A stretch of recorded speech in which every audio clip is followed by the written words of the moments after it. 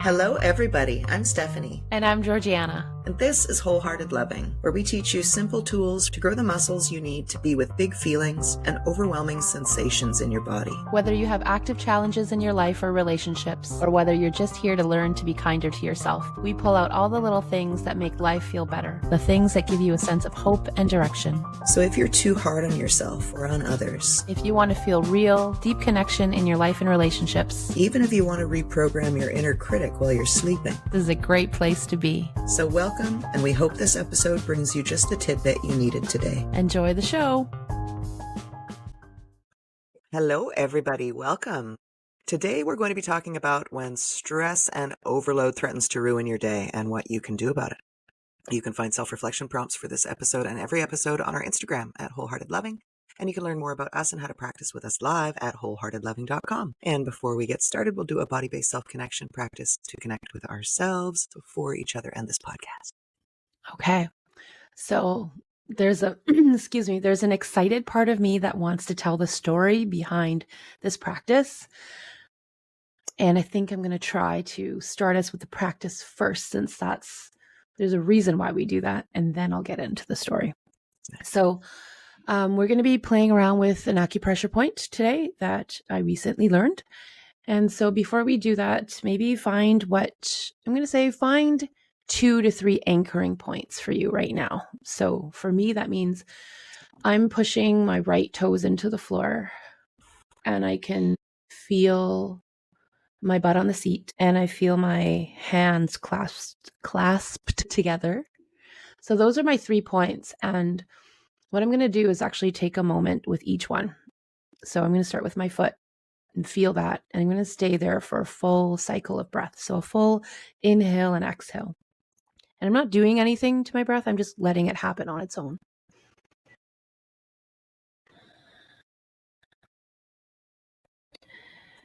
And then I'm going to shift to my second anchor point, which was my butt on the seat. And I'm going to do the same.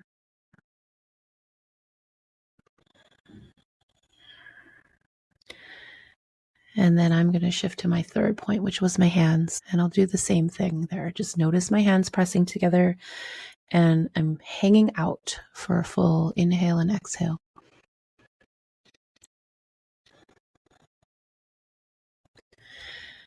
And just notice how that feels.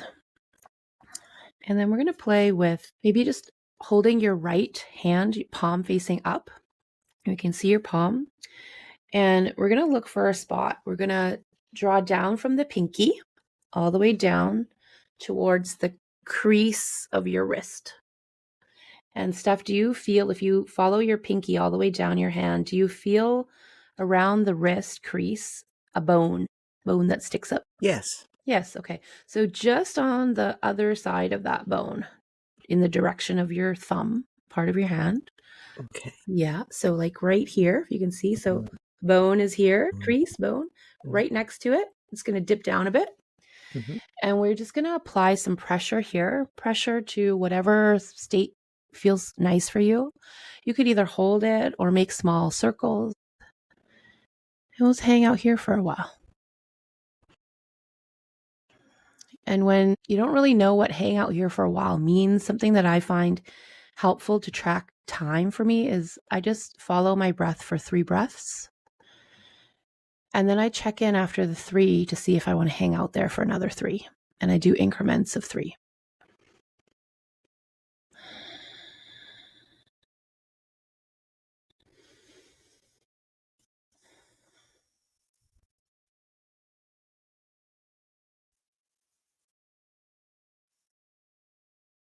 Like I just did 3. I'm checking in. I think I'm going to do 3 more. And by do 3 more, I mean I'm just going to hang out for 3 more breaths, holding this spot. And like you're being with the spot, like your focus and your attention is on the spot. This is what hangout means. My attention flits from one. I'm 1 breath in to the foot anchoring and I'm already preparing to go to my butt. And then I'm like, no. Be with the feet completely. Be with the pressure point completely. Yes. And it depends on what we're trying to practice. If you have a tendency to flit around, like I do sometimes, then you might want to stay for longer than 1 breath. Stay for 3 with one spot and then check in. But if you notice actually that you tend to get really fixated on things, then you might want to practice the ability to be with something for one breath and then switch to something else for one breath and then switch again. So depending on what your sort of patterns are, and it could be that you have both patterns, that in some situations you flit around and in some situations you find yourself really fixated on things or situations or feelings or thoughts. You can practice both and they'll both be helpful. For me, I practice both because my flitting around and my fixating shows up in different ways, different scenarios, different kind of time of the month hormonally. So, and when I've mentioned, hang there for a full cycle of breath, it's not really to change anything about our breath. But I use it as a measure of time. And that's simple for me to keep track of. And I use it as an extra thing I can be aware of, to be aware of my breath, which is not something that, in the past I would have been aware of what's happening with my breath. Yeah. So that is the spot. I don't know if you noticed that was decent neutral, decent pleasant, decent maybe unpleasant even, and not decent. How was that for you? Decent neutral for me. Mm-hmm. Yeah, it was decent neutral for me too right now. But the story I want to tell is of when it was recently decent, very amazing. And it starts like this. I was with my Chinese medicine doctor and massage therapist earlier in the week. And he likes to ask, so what's been going on? What can I help you with today? And I mentioned that I hadn't really been sleeping well. And I know that part of it is hormonal. Part of it is, I think the full moon really impacts my sleep. And part of it is relational, being in a long distance relationship where sometimes we're together and there's someone in bed with you. And then other times where the bed's totally empty. I notice that my system is still trying to fall into getting used to those quick changes. And so he said, okay, well, can I show you some acupressure points that would be really helpful? I said, yes, of course. I'd love to learn. So he showed me this one, and it's I believe the Shen Men point. It's H7. I don't really know any of this stuff. I just looked it up briefly before we got on this call. I'm not too hung up on the names of things.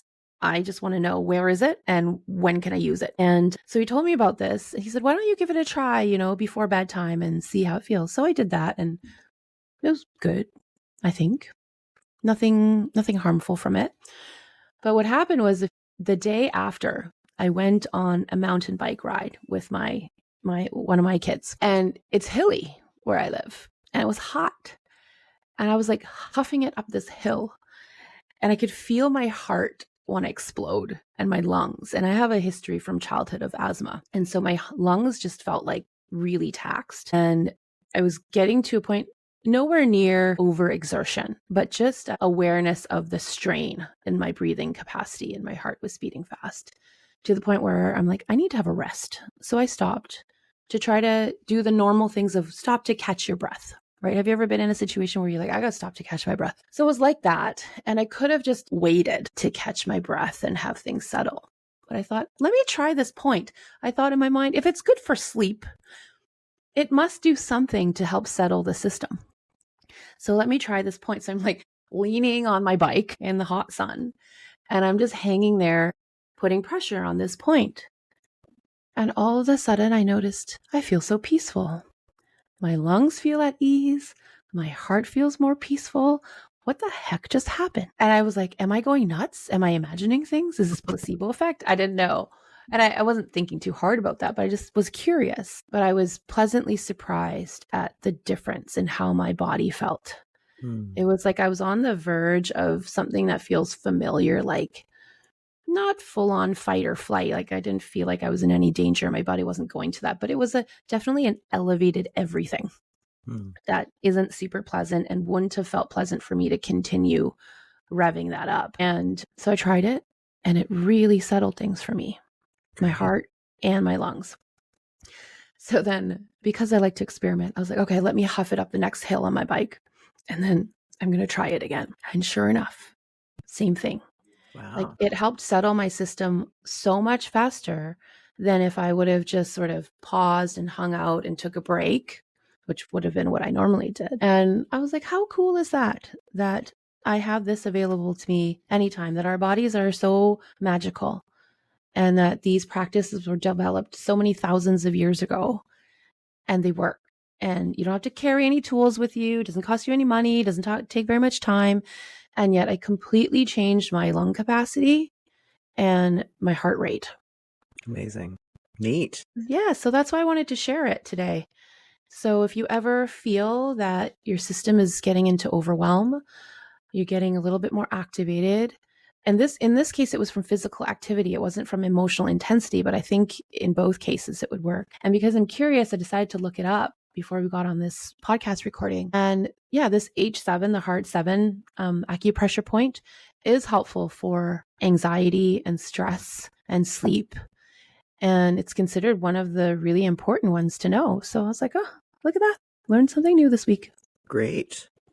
Yeah. So many of these things, when you bring them up, I discover that I do them naturally often. Mm-hmm. This is for sure one of the spots that I just like hang on to. I'm often just flapping my hand like this. Yeah.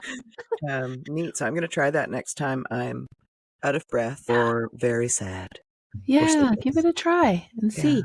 So this is what I like about it. Like I don't know all the history of it. I don't know all the science of it. I don't know all the details, but what I am happy that I bring is I bring a curiosity and openness to try these things and a delight when I discover something that feels helpful. And then I get excited to share it. So here you Yay. go.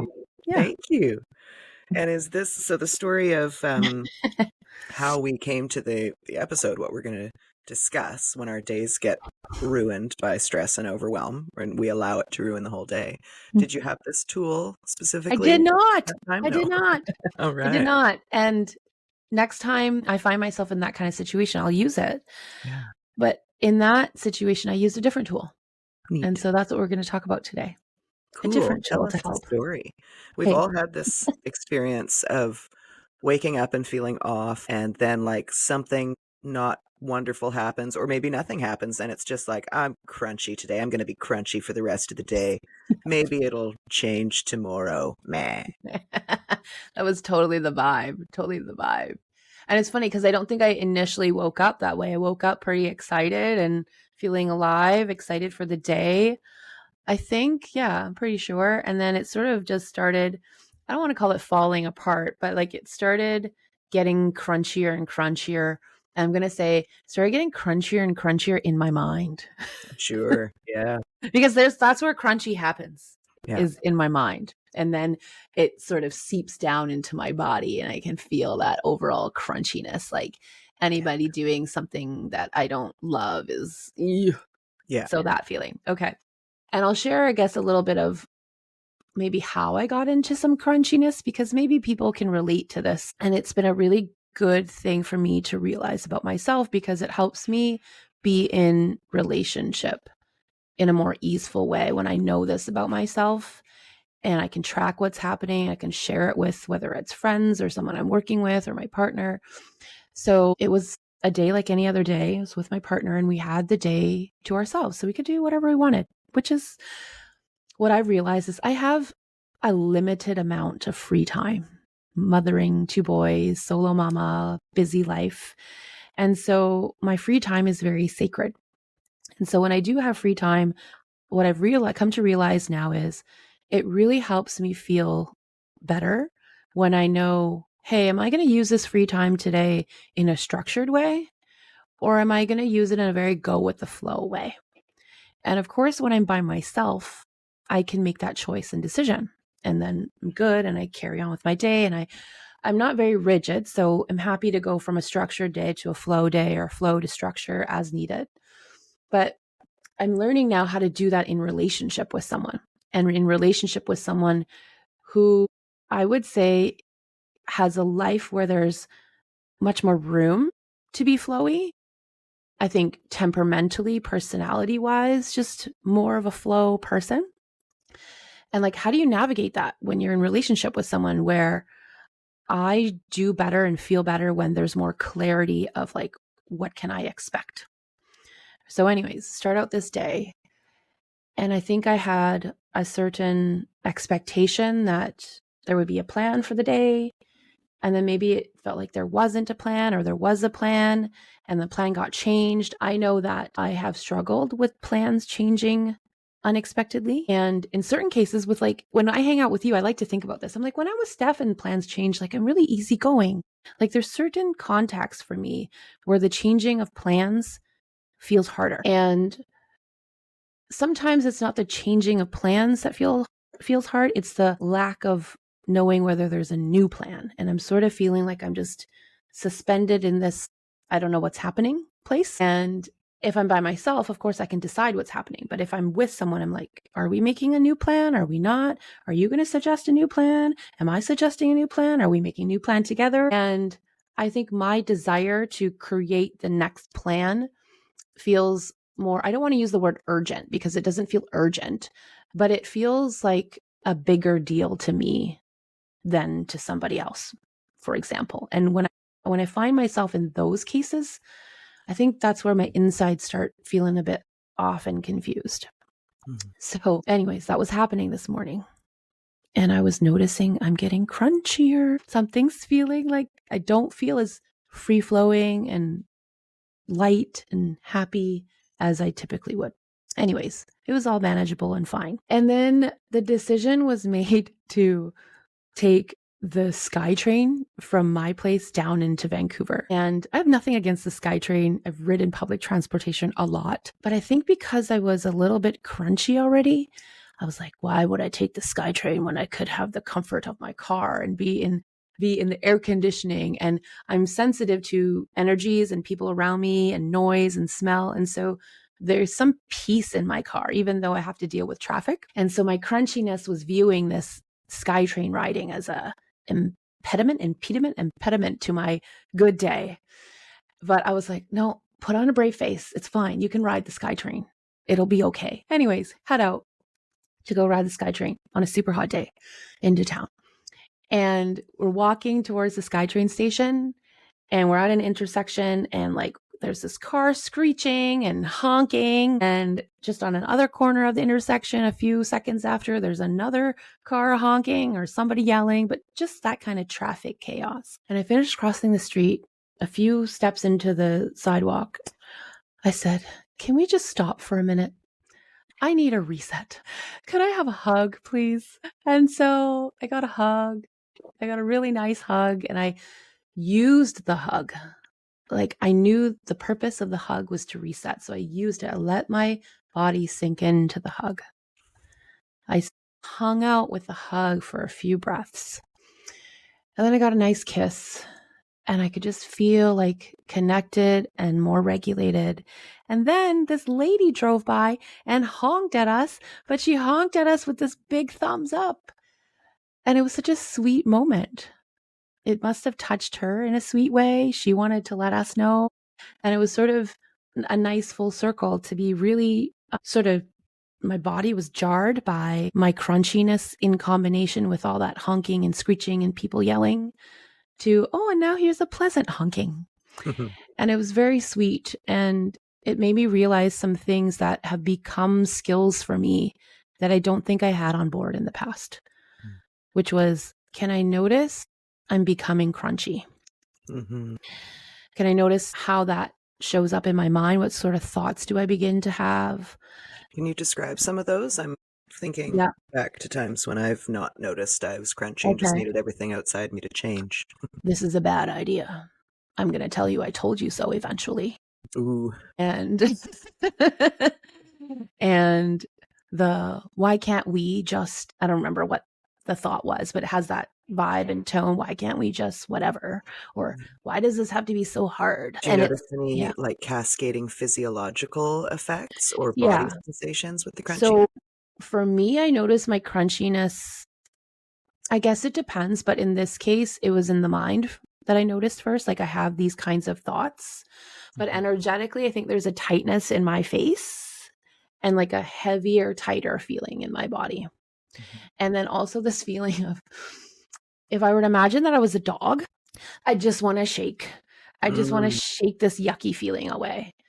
But because I've been conditioned to just suppress and not notice yucky feeling, it just stays there as a heavy tightness. And old pattern would have been, let's either say nothing and get more and more resentful, or say something that wasn't really that nice or helpful. And this time, like I noticed crunchy, and I think what I was doing with it was I just want to pay attention to the fact that I'm very susceptible to crunchy thoughts right now. Like I'm in that state already. And for me, just bringing awareness to that is helpful, because it helps me remember, okay, I don't want to look at everything through this crunchy lens.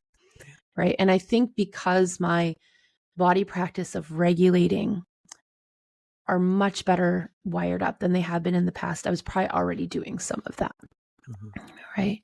And I did communicate, it wasn't that I wasn't communicating, I was communicating, what I felt I was needing, but I was so crunchy that even the communication was clunky, like where you have the desire and intention to use communication and words as a way to help make the situation better and help myself feel better. But even then it was this, I can't find the right words. I can't express exactly what this yucky feeling is. It just feels yucky kind of thing. But it was good enough for me to go proceed with the rest of the day. So that's sort of how crunchy showed up that day, where I just knew, like I have gotten to know myself well enough where I can track, if I don't pay attention to this, and if I didn't call a pause at that moment on the sidewalk, I could pretty much guarantee it's going to get crunchier and it's going to be yuckier. And I'm going to carry this yuckier feeling. It's going to color negatively everything else we do today, even to the point where it might not have been some big blow up, but it would have tainted the experience. Like it would have carried that energy to everything we did. And I might still have been able to enjoy what we did, but I don't think it would have been as vibrant and as good feeling. And I knew, like, I don't want to do that. I have a choice right now. Like there's nothing happening in this moment in my life that warrants being in this energy, other than the fact that I feel a bit annoyed and yucky. But like, I don't actually have to continue growing this energy. That's where the power is. And this is what we're really trying to convey to everybody, is in those moments when you can notice, you get to make a choice. Here are some simple tools you can use to facilitate that choice in your mind and your body. I think so often we just unconsciously, when we're feeling that way, first of all, we might not even notice it, right? We're programmed to say, I'm fine. This is fine. It won't last forever, whatever it is. So we have these physiological symptoms. We might be tapping our foot anxiously, or like picking a hangnail, or frowning, or having like excess surprised, sarcastic, annoyed face, rolling our eyes. Just even noticing like how is your face feeling will be so representative of what your subconscious mind is doing. And then once we notice it, that is such a powerful place if we decide that we're making a choice. But usually we're just powering through and waiting for something to change, right? Tomorrow I'll feel better. Just want to get through this afternoon, then it'll be done. I can relax, whatever it is.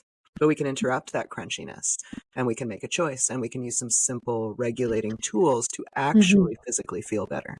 Yes. And like in the past, I would just kept walking to the SkyTrain and had this faster and faster, and this feeling grow. And this is what I am so glad that I realize now, is the feeling doesn't just stay the same. The crunchy feeling doesn't just stay the same. It grows. It grows because it's there and I'm not addressing it. I'm not supporting my system in any way. So even if no other hard, bad thing happens, this energy has nowhere to go.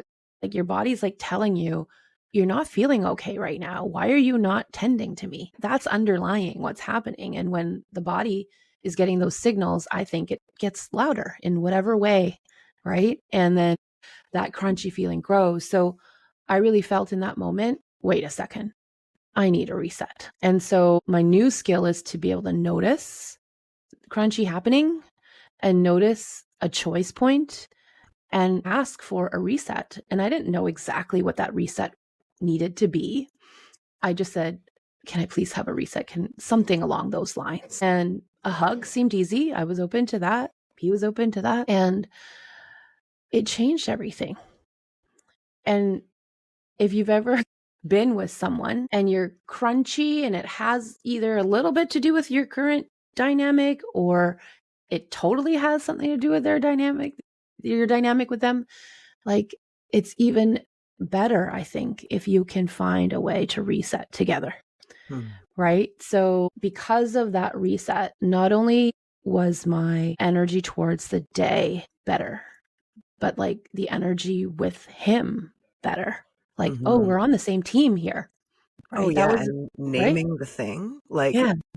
imagine how often we just are crunchy or our partner is crunchy and they just stay crunchy and you just have to kind of be in that energy with them and be like, I don't know what's going on. I don't know how to help. And when you name the thing and you can address it together, especially with something sweet like a hug, that's Yes. very bonding and clearing. Right. So it made me realize I've become better at knowing who in my life I can utilize as co-regulation, as a co-regulator. Right. Hmm. Which one of my friends, who are my people, even like there's different degrees of friendship, different degrees of comfort, different degrees of what other people are skilled and willing to do for you in terms of co-regulation. But knowing that about your people is really helpful. And knowing that about your partner, if you're in a relationship, is really helpful. And, so if you are especially if you're in an intimate relationship, I feel like you're so lucky that you have a human being accessible to you all the time. And I'm making the assumption that you're in a healthy relationship where a person is available, or working towards growing a healthy relationship where a person is available or learning how to be more and more available, for you both to learn how to utilize each other as co-regulators when needed. And of course, that takes into account consent and capacity. But when I work with couples and I'll ask them that question, to what degree, and is it habitual, a routine that you use each other as co-regulation? You create co-regulation together. You live in that space together. Is that a common practice? Do you have no idea what I'm talking about? How does that happen with you guys? And I'd say 10 out of 10 people are like, what? Hmm. Use each other as what? And it's a really great moment, because after we chat about it and we practice a few things, we're like, oh, it makes such a difference. And so learn that about yourself. What feels regulating for you from another human being? Hmm. And with the human beings you're in relationship with, who you care about, what feels regulating and supportive for them and their systems? And it Yeah. makes a huge difference. And I wanted to note this about how fast our states can change. Do you remember when we were in conscious relationship training, CRT, and there was a practice where we had to be in front of the group, in front of the room, and we had to embody like 4 different emotional experiences back to back, like really quickly. Hmm. And I remember when we were presented with this exercise, I was like, seriously, like, how do you expect me to get that angry? How do you expect me to get that sad or jealous or shameful and happy all in a matter of seconds? And like to not just act it, but like feel it in the body, like conjure it up inside me and feel it. And feel it not like 10%, but like feel it to like a pretty strong degree. And then you want me to shift to some opposite feeling, like right after that. And all of this is made up in my mind, like all the memories I pull from, or images I pull from, or the way I use my mind. I use my mind to conjure up those body sensations and the emotions. I'm like, so nothing is happening in this room, but you want me to experience all these 4 emotional states in my body and then switch from one to the next, to the next, to the next. What? Yeah. And then I did it, and I was like, holy crap. How does that work? Yeah. It Like, does. how? Yeah. If you think about it, that one's so tricky because it's self-generated, right? We feel like we're pretending. But if you think about, if someone says to you a certain sentence, you're going to shift in a second, whatever sentence it is that conjures the feeling of shame, that takes a nanosecond and it floods your body. Same thing with anger. What were they? Anger, sadness, guilt, and joy. I think Yeah. is what Something like before. that. Yeah. And yeah, when it's an external factor, it happens so fast and it's so all consuming. And all of that is within us all the time. Yeah. So when I called that reset moment, which is essentially like calling a personal timeout and pairing it with co-regulation, Hmm. right? When I did that, that was like pulling from that exercise of, okay, I just felt super crunchy, really activated, a little bit startled, all of that mix. And I don't want to feel that way anymore. It's not necessary to feel that way for the rest of my walk, for the rest of the day. So let's change, let's shift, Right. And right? that's ownership. There's all of this language about accountability and ownership floating around in the ethers and social media. And what you're describing is this moment where you acknowledge the way that you're feeling and that you don't want to feel that way, that you don't necessarily know what to do about that in that moment, but you're willing and open and you're, in relationship with this other person and it's all out on the table now. Help, you know? Mhm. That's ownership. Yeah. And then, so it was ownership. And then the next part of, for me, which I've had to grow and practice, is receiving, receiving support. Like, here's a person who I'm not super articulate, essentially say, help, I need a reset. And they're like, okay, we got all the time in the world. That's the vibe and the energy they're bringing. We got all the time in the world. There's no rush. I'm right here. It's totally okay that you're experiencing this right now and feeling this. Like, there was no shame, no blame, no what the heck is wrong with you? No, like, why are you being so reactive over like people honking on the street? What's the big deal? None of that. Just, okay, I'm right here. And to recognize when you're across someone like that.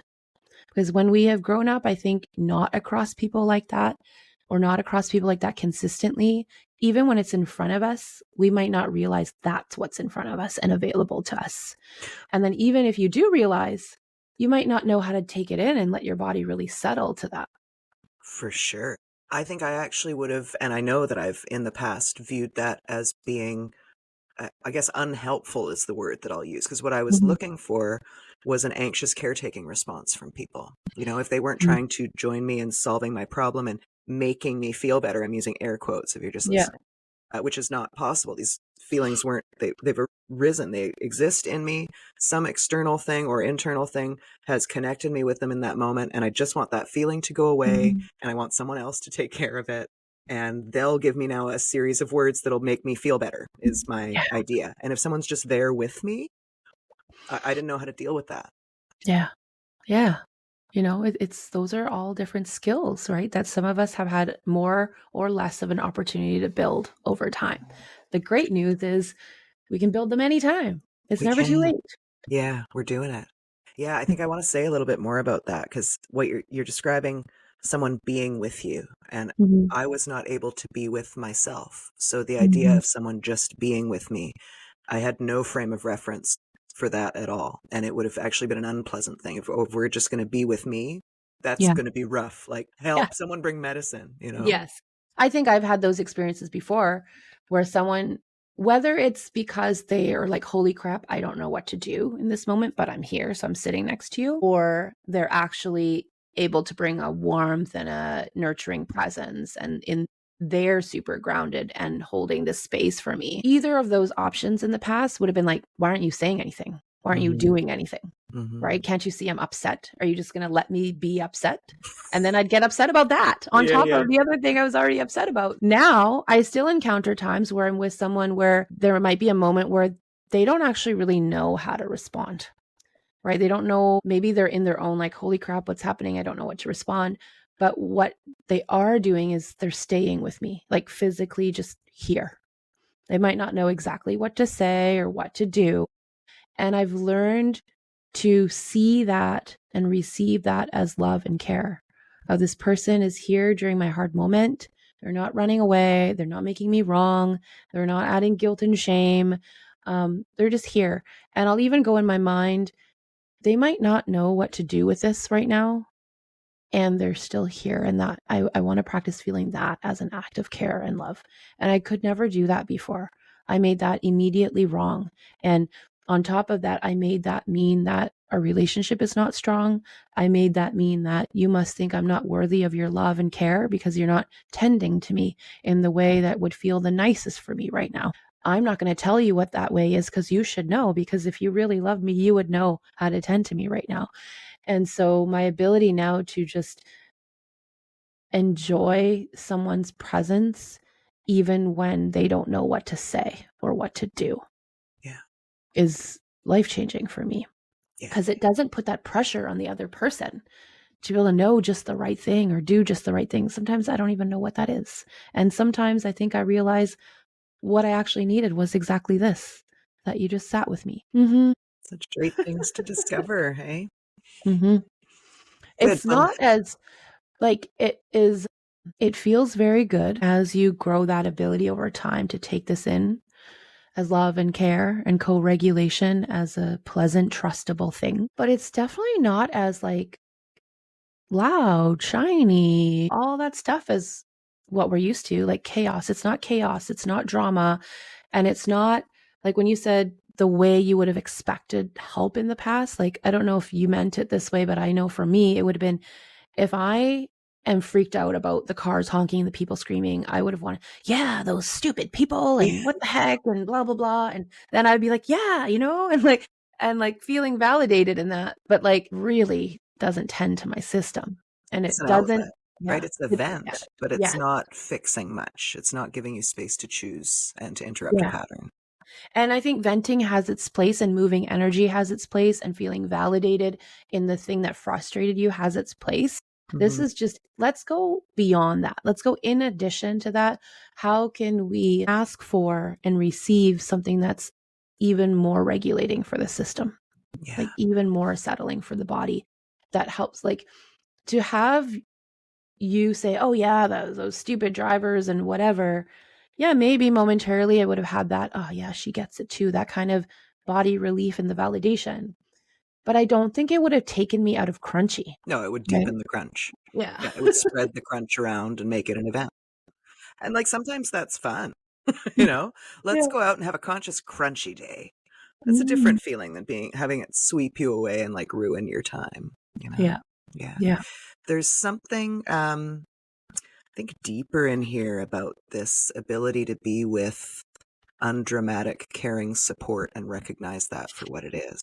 Undramatic caring support. Being with undramatic caring support. Yeah. Yeah.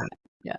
Part of why I was unable to identify it thusly in the past is because of my own projections. I wouldn't have been able to see that someone was able to offer me that because I was staying too long. I would hang around in Hmm. places and with people where I didn't want to. I was doing the caretakiness thing. Right. So it would be unfathomable to me that anybody else was doing something, just because they genuinely felt compassion and support. So I think that would partly make it uncomfortable. And then those are the moments where you default to your patterns, right? You're like, oh my gosh, this is caring support. It's uncomfortable. All of this is subconscious, of course. They Yeah. must not want to be here and they're just doing it because they feel bad or guilty or whatever, or they've got some relationship complexity attachment thing and they don't actually want to be here, so let's now turn this into a venting bitch session or distract ourselves from the complex layers of discomfort and crunchiness. It's really helped me. I think we started this podcast episode with you naming that in our body practice, when I'm saying, hey, hang out there for 3 cycles of breath, that's the being with. That's like, I'm just with myself, feeling this acupressure point. Maybe I'm also looking at something, but I'm still feeling this pressure on the point and being with myself. And for sure, my ability to now be with myself has increased my ability to be with other people, even when I don't know how else to support them other than just I'm being with you right now. And then it also extends to what you're talking about. I can receive someone's being with now that I couldn't before because it wasn't good enough in my eyes before. Yeah. Right? Yeah. Yeah. And these are all things that we've practiced these tiny tools and grown into. It's not Hmm. like there was I guess it's magic, but it's not like a magic pill you take. It's little tiny practices you do that seem unrelated and then Yes. generate this whole new way of being and relating.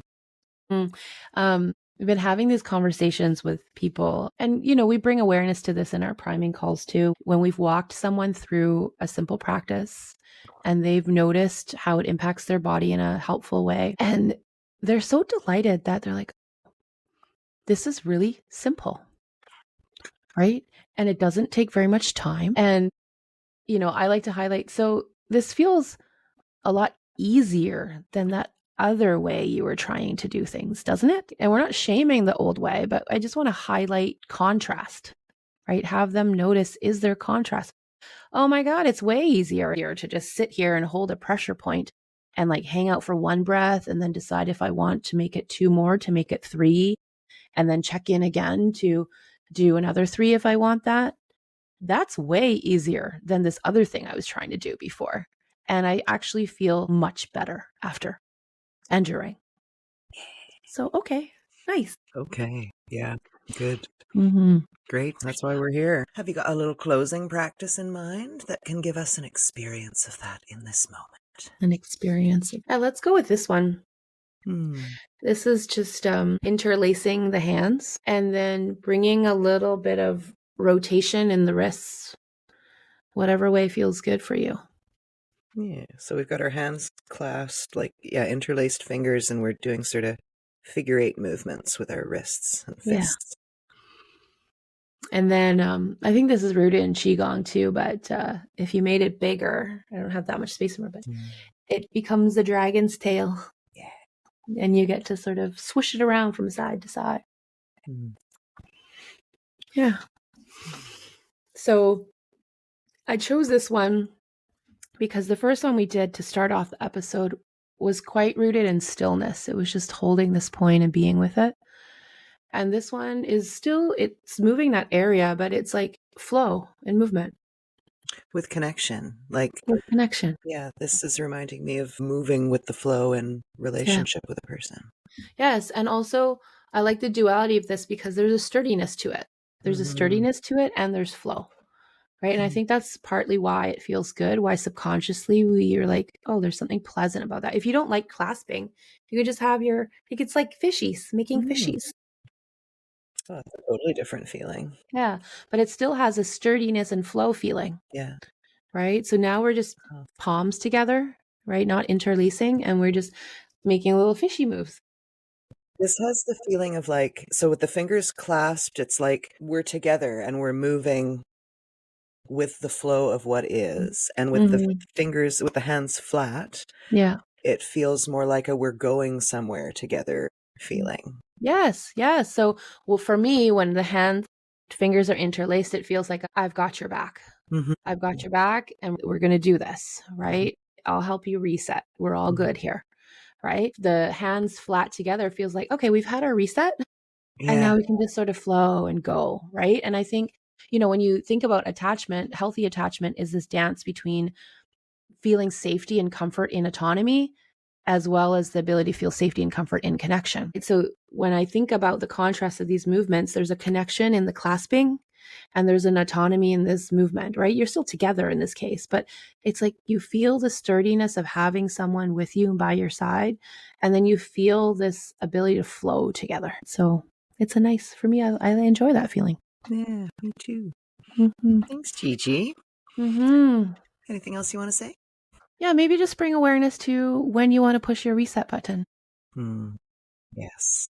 Right? And reset can look so many different ways. When you're by yourself, when you're with someone, when you're with people you know well, people you don't know as well, there's still different ways to reset. Yeah. Thanks, G. Okay. All right. Well, then that's it for this week. Thank you guys for being with us. As always, please do follow, and subscribe. And if anything we've said here today has been helpful for you, please share with somebody that you care about. And we'll see you next time. Bye.